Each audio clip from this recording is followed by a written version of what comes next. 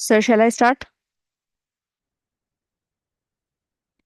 नमस्ते बच्चों। आप सब लोग कैसे हो? सभी अच्छे से हो? आज हम लोग वस्तुओं के समूह बनाना के बारे में चर्चा करने वाले। तो हमने जो है बहुत सारी बातें चर्चा कर लिया है ना। तो हम लोग ऐसा करते हैं, हमारी क्लास हर बार की तरह कुछ अच्छे विचारों के साथ हम लोग शुरू करेंगे। तो बच्चों, जैसे कि आप लोगों को पता है कि जो है हमें क्या करना चाहिए, बहुत मेहनत करना चाहिए। तो स्वामी विवेकानंद जी के कुछ अच्छे बातों के साथ हम अपनी कक्षा शुरू करेंगे। पढ़ने के लिए जरूरी है एकाग्रता। एकाग्रता के लिए जरूरी है ध्यान। और ध्यान से ही हम इंद्रियों पर संयम रखकर एकाग्रता प्राप्त कर सकते हैं। यानी इसमें क्या कहना चाहते हैं कि अगर हम पढ़ना चाहते हैं तो हमें उसके लिए क्या चाहिए, एकाग्रता चाहिए। यानी हमें किसी भी काम को करने के लिए पूरे लगन के साथ उसमें जो है क्या करना चाहिए, उसमें बैठना चाहिए, कंसंट्रेशन चाहिए। बिना कंसंट्रेशन के आप क्या नहीं कर पाओगे, कोई भी कार्य जो है आप लोग कर नहीं पाओगे। ओके। तो इसी के साथ हम लोग जो है आज की कक्षा शुरू करते हैं। मेरे सारे बच्चे ध्यान से बैठिएगा, ध्यान से सुनिएगा। तो पिछले क्लास में हम लोग जो चर्चा कर रहे थे वे पारदर्शिता के बारे में चर्चा कर रहे थे, है ना। ट्रांसपेरेंसी के बारे में चर्चा कर रहे थे और हमने आपको उसके बारे में बताया भी कि किस तरह से जो है पारदर्शिक, है ना, पारदर्शी होती है, अपारदर्शी और पारभासी।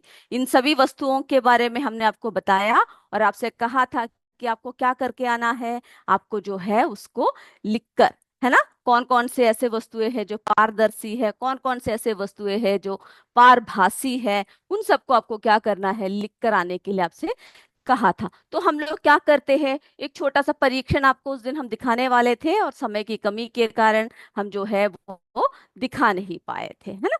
तो चलिए बच्चों, आज जो है हम ऐसा करते हैं, वो परीक्षण आपको दिखाते हैं। तो सारे बच्चे तैयार हैं मेरे? चलिए।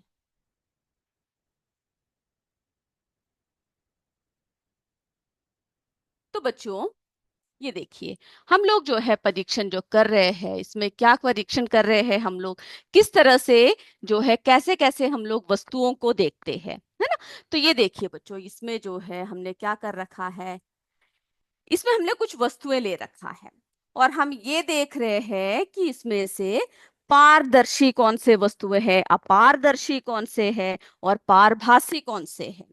तो हमने क्या बताया था आपको, पारदर्शी वस्तुएं कैसे वस्तुएं होते हैं, बताइए चलिए। जी हाँ, बिल्कुल सही। पारदर्शी वस्तुएं ऐसे वस्तुएं होते हैं जिसके आर पार हम लोग देख सकते हैं। देख सकते हैं ना। तो चलिए हम लोग जरा देखें कौन कौन से ऐसे इसमें से जो है पारदर्शिक है। सबसे पहले हम यहाँ पर वैक्स लेंगे, मोम लेंगे। ठीक है, उस मोम को क्या करेंगे, हम लोग जो है इसके ऊपर रखकर देखेंगे। तो ये देखिए बच्चों, ये जो यहाँ पर जो एक छेद था इस गत्ते में, ये आपको दिख रहा है क्या? नहीं दिख रहा है। तो ये कैसे वस्तु है? ये जो है अपारदर्शी है ना, ओपेक है। तो जिनमें से हम लोग आर पार नहीं देख सकते उन्हें हम क्या कहते हैं, उन्हें जो है अपारदर्शी कहते हैं, ओपेक कहते हैं, है ना। अब चलिए हम ये ग्लास का पीस ले लेते हैं, इसको जरा रख के देखते हैं कि ये जो छेद हमने बना रखा है ये दिख रहा है या नहीं। बिल्कुल साफ साफ दिख रहा है ना। तो ये कैसे वस्तुएं हैं बताइए चलिए। बिल्कुल सही, ये जो वस्तुएं हैं ये ट्रांसपेरेंट है ना। यानी ये पारदर्शी है। क्यों बताइए? क्योंकि इससे आर पार हमें जो है क्या दिख रहा है, जो भी वस्तु हमने रखा हुआ है वो हमें दिख रहा है। तो ये कैसे वस्तु हुई, ये जो है ट्रांसपेरेंट हुए, है ना। चलिए, अब हम देखते हैं ये जो तेल लगा कागज, पिछले क्लास में भी हमने आपको तेल लगा हुआ कागज दिखाया था और उसके नीचे रख के देखा था हमने कि दिख रहा है या नहीं दिख रहा। तो आपको जो है अच्छे से क्या था, नहीं दिख रहा था क्योंकि वो पारभासी था। थोड़ा थोड़ा दिखता है लेकिन जो है साफ साफ पता नहीं चलता है। यानी हमें जो है धुंधला धुंधला दिखता है ना, स्पष्ट रूप से दिखाई नहीं देता है। ऐसे वस्तुओं को हम लोग क्या कहते हैं, ट्रांसलूसेंट कहते हैं।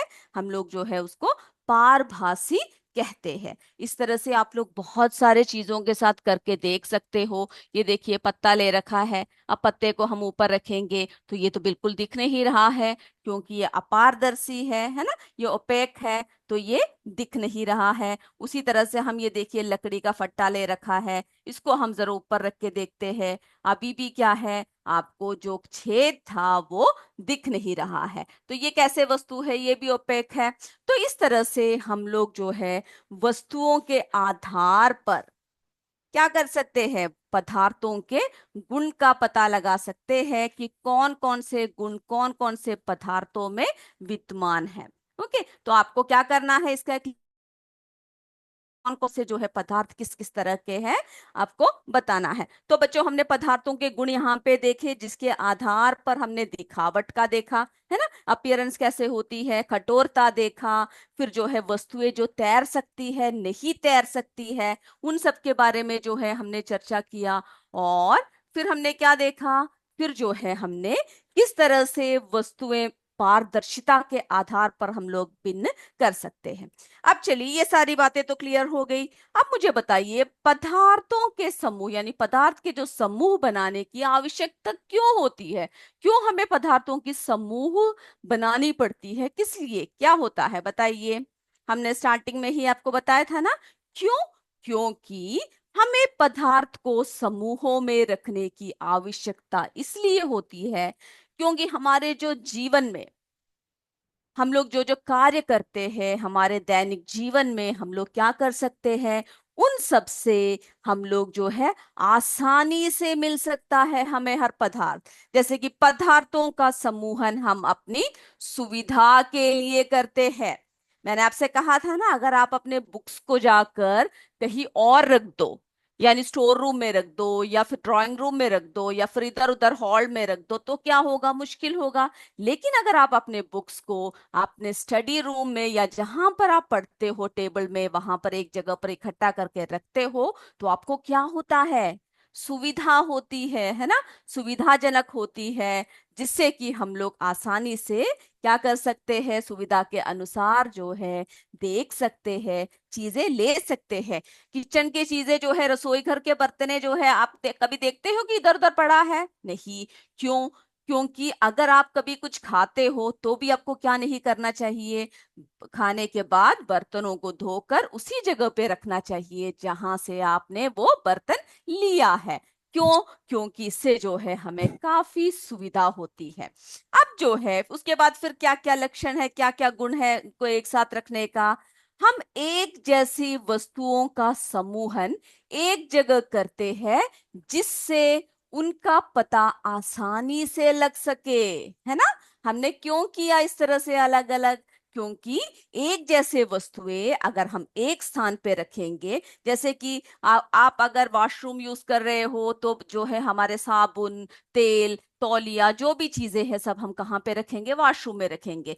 जो हमारे जो जितने भी बर्तन हैं सब हमने कहाँ पे रख दिया, हमारे रसोई घर में रख दिया, है ना। और बाकी जो चीजें हैं जैसे किताबें हैं आपके स्टडी रूम में रख दिया।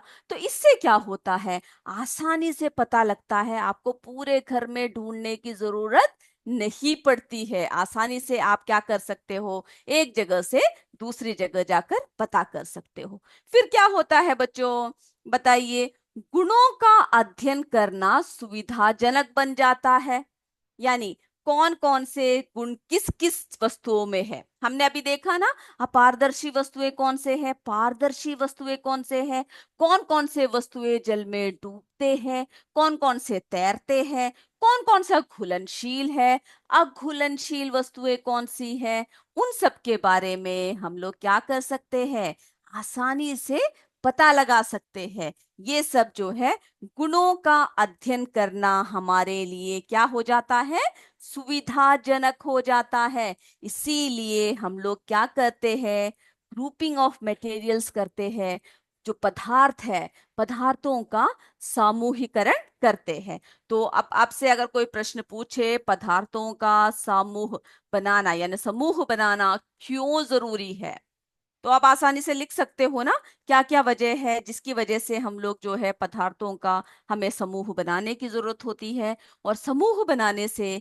हमें क्या क्या लाभ है, इन सब के बारे में हम लोग आसानी से लिख सकते हैं। तो बच्चों, हमारा जो ये जो चैप्टर था इसमें इतनी बातें थी, और मैं उम्मीद कर रही हूँ आपने सबने ध्यान से सुना होगा, है ना।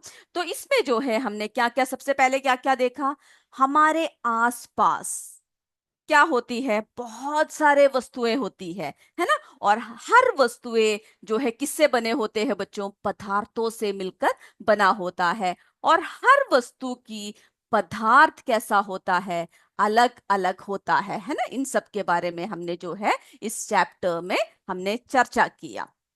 फिर आपने क्या देखा, यानी चारों ओर बहुत सारे वस्तुएं होती है, और उन वस्तुएं कैसे बनी होती है, अनेक प्रकार के पदार्थों से मिलकर बनी होती है।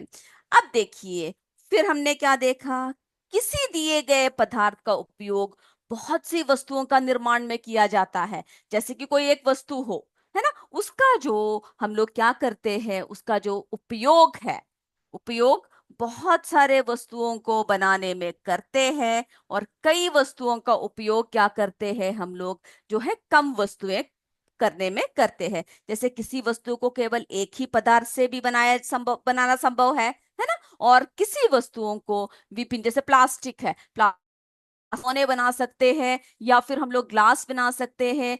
बहुत सारी चीजें हम लोग क्या कर सकते हैं बच्चों, प्लास्टिक से बना सकते हैं, है ना। तो हम लोग क्या कर सकते हैं, बहुत सारे उपयोग जो है हम लोग इसका कर सकते हैं। तो पदार्थ जो है वो विभिन्न प्रकार के होते हैं, विभिन्न प्रकार, जैसे कागज है, कागज का इस्तेमाल हम लोग किताब बनाने के लिए करते हैं, पुस्तक बनाने के लिए करते हैं। लकड़ी का इस्तेमाल हम लोग बहुत सारी चीजों में करते हैं, दरवाजे बनाने के लिए करते हैं, है ना। फिर जो है खिड़कियां बनाने के लिए, मेज बनाने के लिए, कुर्सी बनाने के लिए। तो हमने क्या देखा, उपयोग देखा, एक वस्तु से बहुत सारे वस्तुएं हम लोग जो है बना सकते हैं। फिर हमने क्या देखा, विभिन्न पदार्थों में विभिन्न प्रकार के गुण पाए जाते हैं, यानी जितने भी पदार्थ है उन सब का एक जैसा गुण नहीं होगा। सभी पदार्थों के गुण कैसे होंगे बताइए, भिन्न भिन्न होंगे,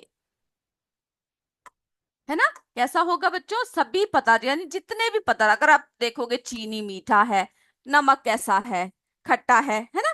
फिर जो है, और जो जो चीजें आप देखोगे उन सब में जो है गुण क्या होता है, भिन्न भिन्न होता है। फिर हमने इस चैप्टर में क्या पढ़ा, कुछ पदार्थ दिखावट में कैसे होते हैं, बहुत चमकते हैं, है ना। दिखावट जो है अलग अलग हो, ये बहुत चमकदार होती है। तो कुछ कैसे होती है, खुरदरे होते हैं, यानी अगर आप जिसको जिसको छुओगे तो आपको क्या लगेगा, बहुत ही खुरदरा है ना।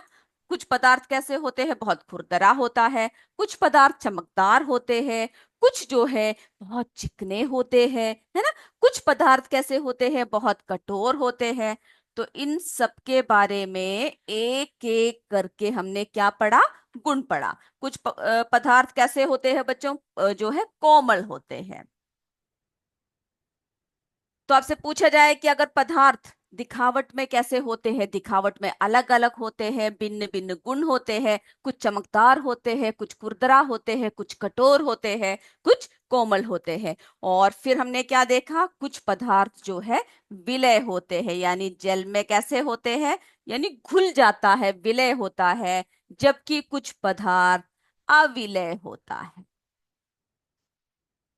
अगली क्लास में जब आप आओगे तो पूरे एग्जाम्पल्स जो है आप मुझे लिख के दिखाओगे। फिर हमने पारदर्शी, अभी जो हमने बात किया, पारदर्शी, अपारदर्शी, पारभासी के बारे में बात किया। और इन सभी गुणों के आधार पर हम लोग वस्तुओं को क्या करते हैं, विभिन्न समूहों में बांटते हैं। ओके, इन सब गुणों के आधार पर हम लोग वस्तुओं को क्या करते हैं, भिन्न भिन्न समूहों में बांटते हैं, ताकि वस्तुओं को सुविधा तथा उनके गुणों का अध्ययन करने में हमें आसानी हो। तो बच्चों, हमने जो है हमारा ये इकाई जो है यहाँ पे समाप्त कर दिया है। अगली बार जब आप आओगे तो सारे जो है जितने भी हमने आपको बातें लिखने के लिए कहा गया है वो सब आप मुझे लिखकर दिखाओगे और लिखकर आओगे। पदार्थ लिखोगे, उनके गुण लिखोगे, और एक ही वस्तु से बने हुए भिन्न भिन्न पदार्थ के नाम लिखोगे, और एक जैसे पदार्थों के नाम भी आप लिख कर आओगे।